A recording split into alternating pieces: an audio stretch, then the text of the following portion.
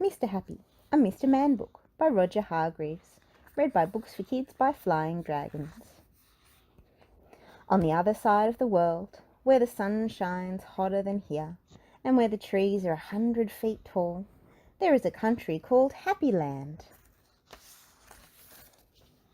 As you may very well expect, everybody who lives in Happyland is as happy as the day is long. Wherever you go, you see smiling faces all around. It's such a happy place that even the flowers seem to smile in Happyland. And, as well as all the people being happy, all the animals in Happyland are happy too. If you've never seen a mouse smile, or a cat, or a dog, or even a worm, go to Happyland. This is a story about someone who lived there who happened to be called Mr. Happy. Mr. Happy was fat and round and happy.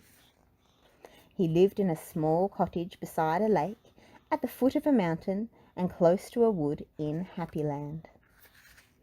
One day, while Mr. Happy was out walking through the tall trees in those woods near his home, he came across something which was really rather extraordinary.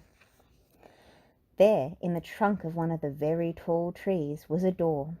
Not a very large door, but nevertheless a door. Certainly a door. A small, narrow, yellow door. Definitely a door. "I wonder who lives here," thought Mr. Happy to himself, and he turned the handle of that small, narrow, yellow door. The door wasn't locked, and it swung open quite easily. Just inside the small, narrow, yellow door was a small, narrow, winding staircase leading downwards. Mr. Happy squeezed his rather large body through the rather thin doorway and began to walk down the stairs. The stairs went round and round and down and down and round and down and down and round. Eventually, after a long time, Mr. Happy reached the bottom of the staircase. He looked around and saw, there in front of him, another small, narrow door. But this one was red. Mr. Happy knocked at the door. "Who's there?" said a voice. A sad, squeaky sort of a voice. "Who's there?" Mr. Happy pushed open the red door slowly, and there, sitting on a stool, was somebody who looked exactly like Mr. Happy, except that he didn't look happy at all. In fact, he looked downright miserable. "Hello," said Mr. Happy. "I'm Mr. Happy." "Oh, are you indeed?" sniffed the person who looked like Mr. Happy but wasn't. "Well, my name is Mr. Miserable, and I'm the most miserable person in the world." "Why are you so miserable?" asked Mr. Happy. "Because I am," replied Mr. Miserable.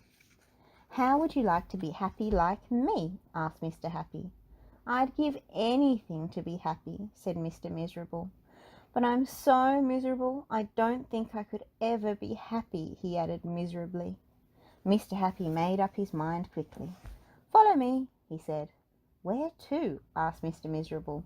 "Don't argue," said Mr. Happy, and he went out through the small, narrow, red door. Mr. Miserable hesitated and then followed. Up and up the winding staircase they went, up and round and up and round and up, until they came out into the wood.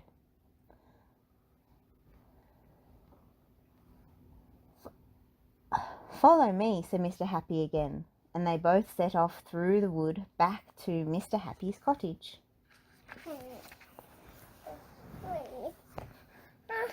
Mr. Miserable stayed in Mr. Happy's cottage for quite some time, and during that time the most remarkable thing happened.